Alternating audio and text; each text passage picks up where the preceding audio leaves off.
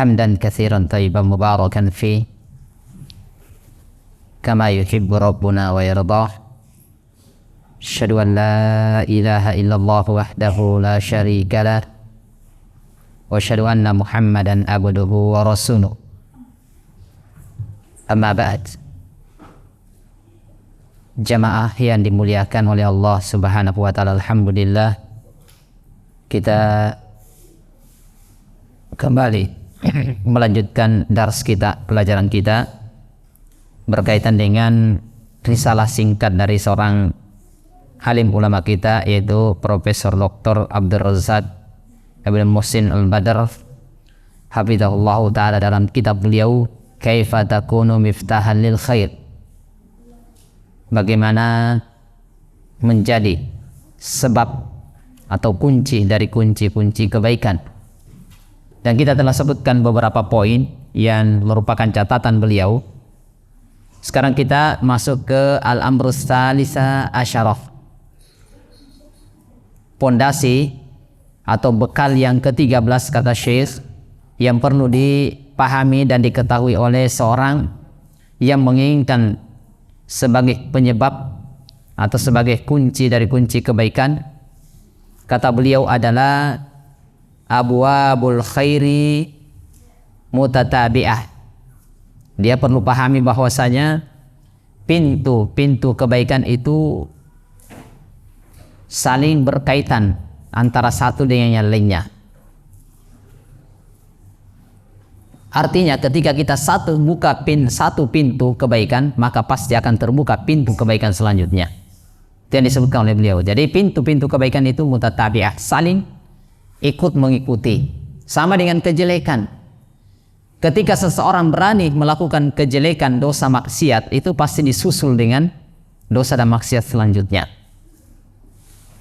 Kalau seseorang sudah berani berdusta, maka itu akan disusul dengan kedustaan selanjutnya. Maka demikian halnya kebaikan. Ketika kita menjadi penyebab terlaksananya, terjadinya, terbukanya suatu kebaikan, maka akan dibukakan lagi kebaikan yang lain. Itu yang harus dipahami oleh seseorang. Jadi kata Syekh di sini, inna abwabal khairi mutatabi'ah. Sungguhnya pintu-pintu kebaikan itu adalah saling menarik antara satu dengan yang lainnya. Man futiha lahu minha babun tafattahat lahu abwab. Kapan dia buka satu pintu kebaikan, maka akan dibukakan pintu-pintu kebaikan yang banyak. Nah, ini kenapa seseorang harus menjadi penyebab terbukanya suatu kebaikan, karena akan menghasilkan kebaikan baru selanjutnya. Kata beliau, wa hadhihi min nikmatillah, ini adalah nikmat dari Allah Subhanahu wa taala. Wa ahlul ilmi yaqulun, para ulama mengatakan, innal hasanata tunadi ukhtaha wa tad'uha. Kenapa terjadi seperti ini? Karena sesungguhnya kebaikan itu adalah memanggil saudaranya yang baik dan mengajaknya sehingga disusul dengan kebaikan. Maka sama jamaah, ketika seseorang dia mampu untuk menjaga sholat 5 waktunya, maka dia jaga sholat 5 waktunya tidak terlambat, tidak ketinggalan, maka pasti lama kelamaan dia akan jaga sholat sunnahnya, karena itu akan menyusul itu akan saling mengikutkan antara satu dengan yang lainnya. Disebutkan dalam surah Ar-Rahman ayat 60, Allah Subhanahu wa taala mengatakan, hal jazaul ihsani innal ihsan. Tidak ada balasan kebaikan itu kecuali kebaikan. Sehingga itulah kebaikan saling menyusul. Sehingga ini jangan takut, jangan ragu-ragu jadi penyebab terbentuknya suatu kebaikan, walaupun sekecil apapun itu akan membuka pintu-pintu kebaikan selanjutnya. Di tempat kita tidak bisa berdakwah, tidak bisa mengajari orang, maka panggil ustadz untuk mengajari masyarakat, maka akan terbuka pintu-pintu selanjutnya. Karena kebaikan ini akan membuka pintu kebaikan yang selanjutnya. Nah, ini kata Syekh, rahimahullahu taala.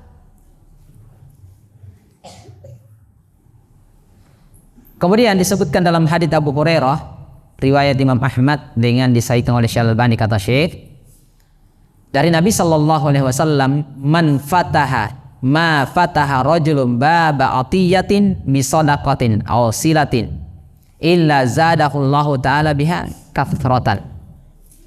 Kata beliau, tidaklah seseorang itu membuka pintu pemberian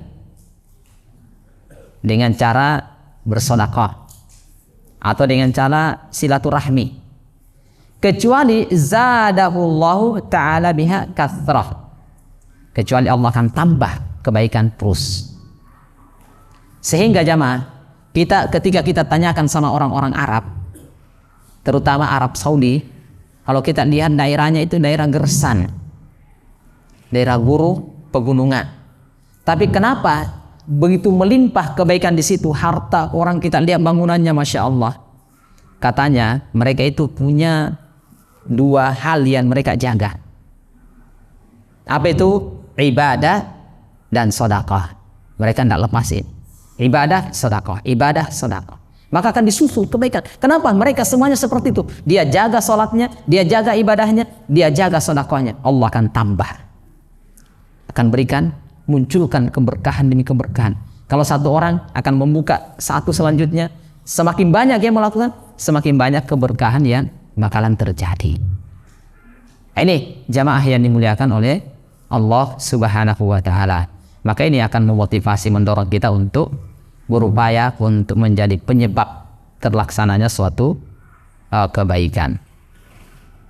Terus al-amru ar-rabi'ah asyarah, yang ke-14.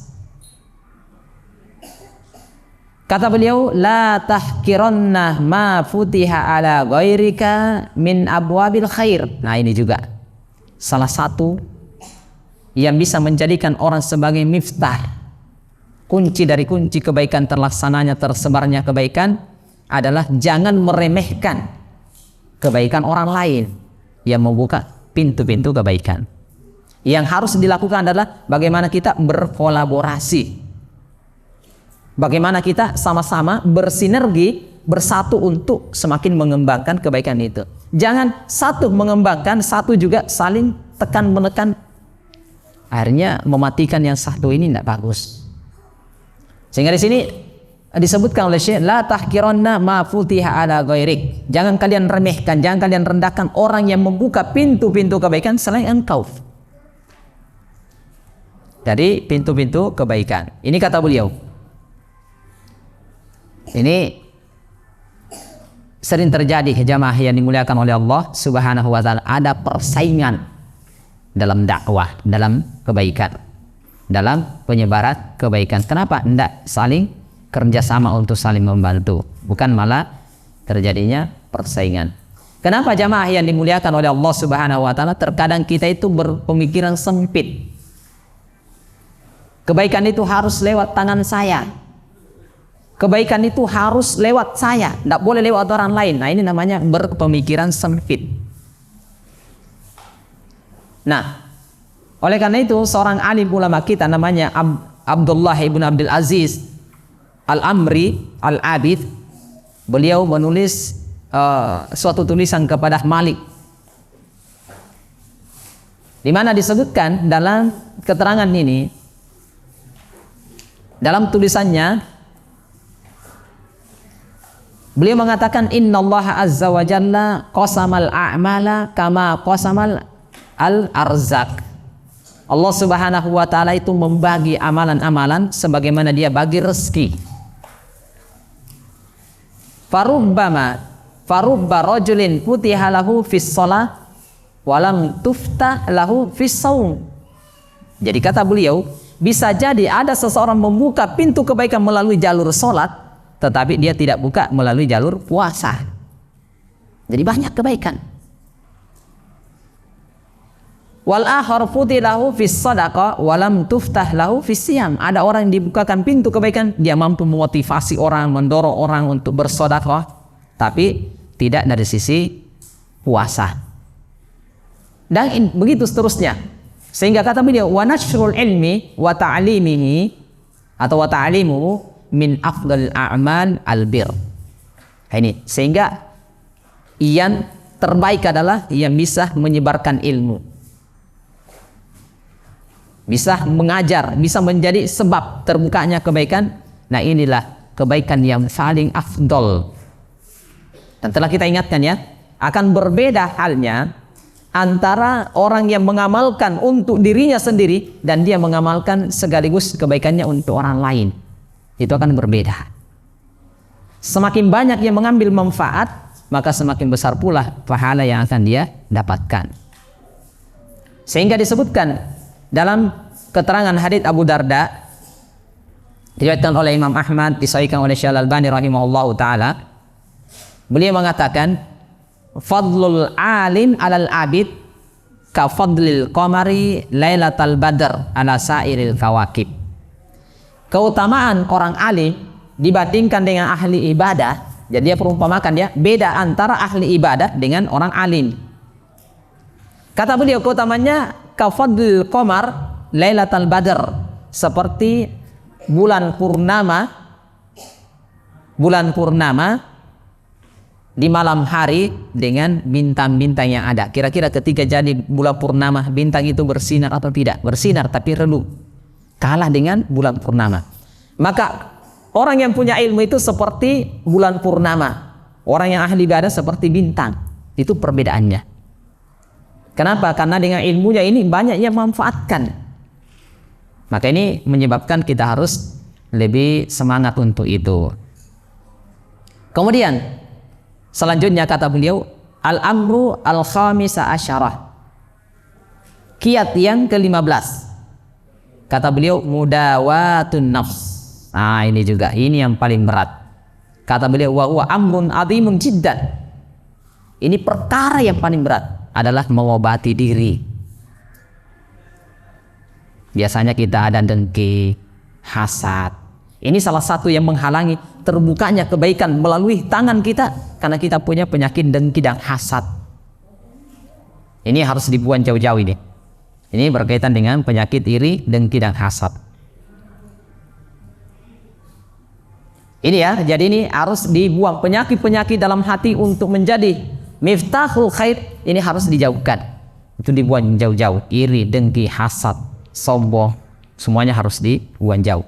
Kemudian yang terakhir kata beliau adalah al-amru sadisa asyarah, yang ke-16 adalah ragbatul abdi fil khair wa fin naf'il ibad. Nah, ini juga yang terakhir kata beliau adalah semangat, adanya ragabah, adanya semangat seseorang supaya orang lain selamat. Jangan kita berpemikiran acu tak acu jamaah. Terkadang yang penting saya bisa selamat, ya sudah, itu urusan kamu. Itu tidak boleh seperti itu. Kita harus punya ragabah. Oleh karena itu, satu orang yang mendapatkan hidayah melalui tangan kita, mengenal sunnah, melaksanakan agama yang benar, maka seperti humrin na'am, seperti onta merah. Melalui tangan kita orang kena hidayah. Dulunya tidak sholat, dengan nasihat kita dia bisa sholat, dia di majelis taklim dengan nasihat kita, maka ibaratnya kita mendapatkan kebaikan besar seperti onta merah. Ini lambang kekayaan termahal di tanah Arab pada waktu itu. Ini jamaah yang dimuliakan, sehingga kita harus punya ragabah, semangat. Kemudian punya semangat fin naf'in ibad, memberikan manfaat kepada manusia. Oleh karena itu manusia yang terbaik adalah anfa'ulin nas. Manusia yang terbaik adalah orang yang paling bermanfaat untuk manusia.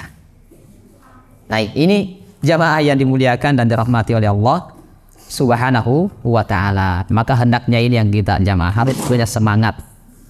Sehingga kalau seandainya kita punya semangat untuk ini, punya ragabah, ingin bermanfaat, maka satu orang mengajak satu, yang satunya mengajak yang satu, yang satunya mengajak yang satu, maka semakin banyak orang-orang yang akan mengenal agama Allah Subhanahu wa ta'ala dengan baik. Ini jamaah yang dimuliakan dan dirahmati oleh Allah Subhanahu wa taala. Sehingga ini perlu kita tanamkan dalam diri kita bahwasanya khairukum anfa'u linnas. Manusia yang terbaik di antara kalian adalah yang paling bermanfaat untuk manusia. Ini jamaah yang dimuliakan oleh Allah Subhanahu wa taala, 16 poin yang merupakan pintu dari pintu seseorang akan menjadi miftahul khair. Saya ulangi, yang pertama yang telah kita sebutkan adalah seseorang yang menginginkan dia sebagai sebab terlaksananya suatu kebaikan, maka dia harus memahami penentu segala keputusan itu di tangan Allah Subhanahu wa taala. Kita hanya bisa berusaha, kita hanya bisa berupaya, penentunya di tangan Allah. Satu. Yang kedua adalah ikhlasu, ikhlas dan bertauhid. Ini harus bagus tauhidnya, kemudian ikhlas. Jangan karena mau dipuji, mau disanjung dan lain-lain. Jangan. Yang ketiga adalah harus memiliki ilmu yang bermanfaat. Gimana caranya bisa menjadi orang yang pembuka kebaikan kalau tidak punya ilmu? Yang keempat adalah inayah bi faraidil Islam wa wajibatid din, menjaga kewajiban. Mengarahkan orang untuk baik tapi dia sendiri tidak kerjakan. Atakmurunan nasa bil birri wa tansawna anfusakum.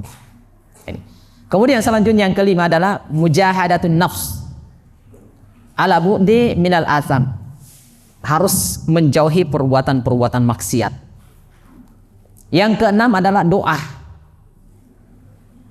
Yang ketujuh tajannubu mawaridi fitan wasyubhat, menjauhi yang bisa menimbulkan fitnah. Yang kedelapan adalah arifku wa ta'amul ma'an nas, harus lemah lembut dan pintar bergaul dengan masyarakat. Kemudian al-istibaqu ilal khair, bersegera. Kemudian tadzakkurul akhirah wal wuqufi baina, bahwasanya kita akan ada akhirat dan kita akan berhadapan dengan Allah Subhanahu wa taala. Kemudian muraqabah. Selesai, supaya ini selesai dulu. Yang lain sila tafadhal buka. Saya selesaikan muraqabah. Ada pengawasan. Yang ke-10 adalah hirs ala nashr khair, semangat menyebarkan kebaikan. Yang selanjutnya 13 adalah abwabul khair mutatabi'ah, pintu-pintu kebaikan itu saling berkaitan antara satu dengan lainnya, saling mengaitkan. Kemudian yang ke-14 adalah jangan meremehkan, la tahkironna, jangan meremehkan orang yang membuka kebaikan yang lain, jangan. Yang ke-15 mudawatun nafs, mengobati jiwa. Kemudian yang terakhir yang ke-16 adalah raghabal abd fil khair wa naf'in ibad, harus punya semangat untuk memberikan manfaat kepada orang lain. Maka ini selesai dari keterangan Syekh Abdul Razak hafizahullah ta'ala. Mudah-mudahan ini bisa memberikan tambahan wawasan bagi kita untuk kehidupan kita sehari-hari, menjadi orang yang miftahul khair.